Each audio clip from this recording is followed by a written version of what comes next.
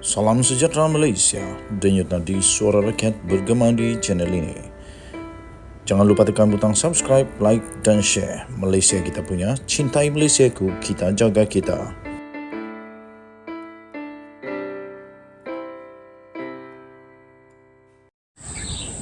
Salam sejahtera Malaysia, denyut nadi suara rakyat terus bergema di channel ini. Tuan-tuan dan puan-puan yang dihormati sekalian, ramai orang bertanya kepada saya, apa yang berlaku kepada aset-aset Bersatu sekarang ini. Tapi sebelum kita teruskan, saya ingin ucapkan bilion terima kasih kepada semua yang sudah subscribe, like, share, dan bilion terima kasih juga kepada yang sudah komen video-video dalam channel ini. Bagi yang belum, mohon kiranya untuk tekan butang subscribe, like, share. Anda boleh tinggalkan komen Anda, apapun komen boleh, tidak masalah. Dan jika Anda ingin support channel ini, tolong join member supaya kita lebih semangat untuk membuat konten-konten dan kita pun boleh menjadi suara yang cukup berkuasa, cukup besar untuk sampai ke telinga Yang Amat Berhormat Perdana Menteri Malaysia Datuk Seri Anwar Ibrahim.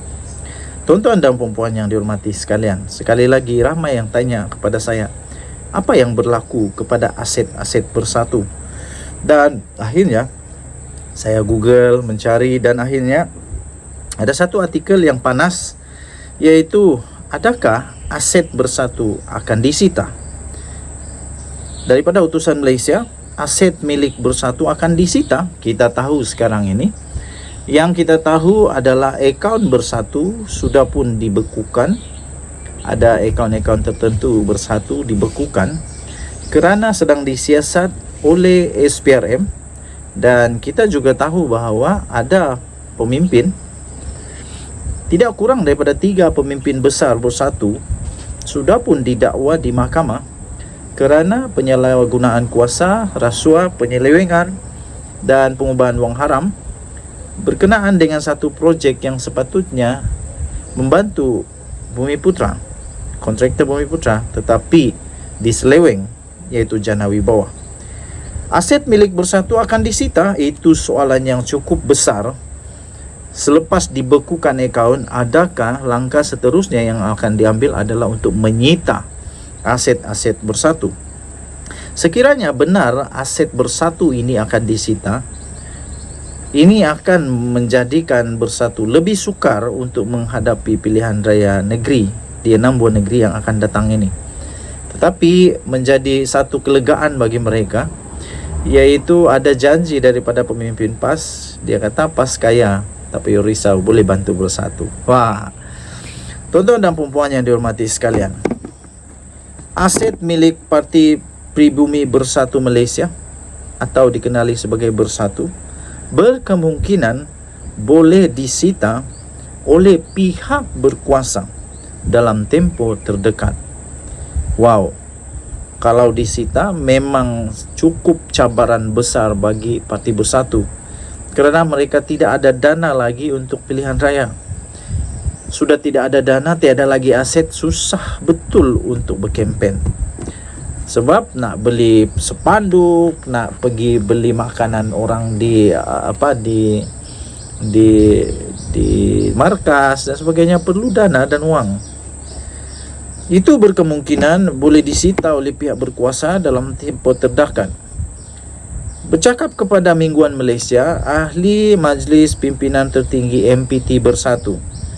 Wah, rupa-rupanya ini dibocorkan sendiri oleh ahli Majlis Pimpinan Tertinggi MPT Bersatu sendiri, iaitu Dr. Muhammad Faiz Naaman, yang berkata, tindakan membekukan aset itu dikatakan ada kaitan dengan kes yang membabitkan Presiden Parti itu Tan Sri Mahyadin Mak Yassin. Beliau bagaimanapun tidak mengetahui bila tindakan tersebut akan diambil dan masih menimbulkan ... Untuk mendapatkan berita lengkap, anda kena masuk di dalam utusan Malaysia, langgan utusan Malaysia, dan log masuk ke dalam akaun sekiranya anda sudah melanggan. Kerana beritanya memang begitu saja, jadi memang menimbulkan tanda tanya sampai sekarang. Saya sendiri pun sebagai pemerhati dan penganalisis serta pengulas politik Saya sendiri pun tidak pasti adakah itu akan berlaku, yaitu disita atau tidak. Tapi kalau ada kes dan perlu disita, pasti akan dilakukan. Denyut Nadi Suara Rakyat bergema di channel ini. Bye-bye. Salam sejahtera Malaysia, Denyut Nadi Suara Rakyat bergema di channel ini. Sebelum kita mulakan, mohon kiranya untuk anda tekan butang subscribe, like dan share. Sila juga berikan komen anda sekiranya anda ingin berikan komen untuk penambahbaikan pada video-video yang akan datang. Tuan-tuan dan puan yang dihormati sekalian, akhirnya Zahid Hamidi mengumumkan satu perkara yang pasti tak seronok bagi Hadi Awang, yang mengatakan memang ada cubaan untuk menggulingkan kerajaan, memang ada usaha untuk menggantikan kerajaan. Tetapi berita pengumuman daripada Zahid Hamidi ini pastinya membawakan satu berita yang tak seronok bagi Hadi Awang dan juga Perikatan Nasional. Zahid mengumumkan akar umbi UMNO menyokong kerajaan pimpinan Anwar Ibrahim. Presiden UMNO Ahmad Zahid Hamidi menyifatkan kemenangan besar pasukan yang berpihak kepadanya dalam pemilihan UMNO yang baru berakhir itu sebagai tanda bahawa akar umbi UMNO sebenarnya menyokong pentadbiran Persekutuan Pimpinan Anwar Ibrahim.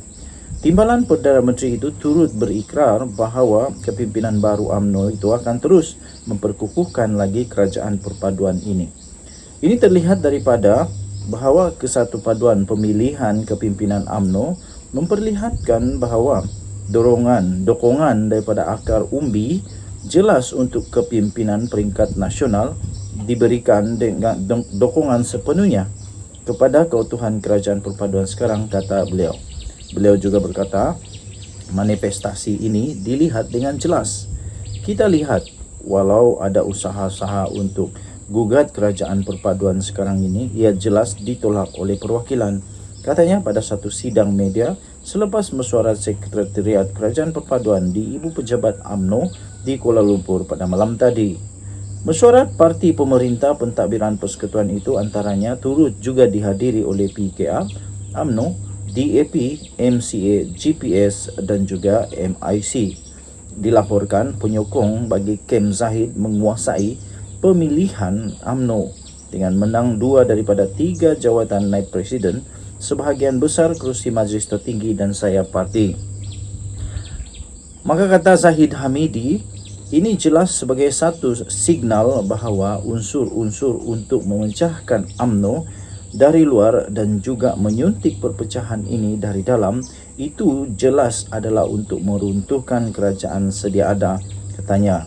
Jelasnya lagi, jelas bahawa akar umbi mahu kerajaan bawah pimpinan yang amat berhormat Datuk Seri Anwar Ibrahim ini untuk terus diperkukuhkan.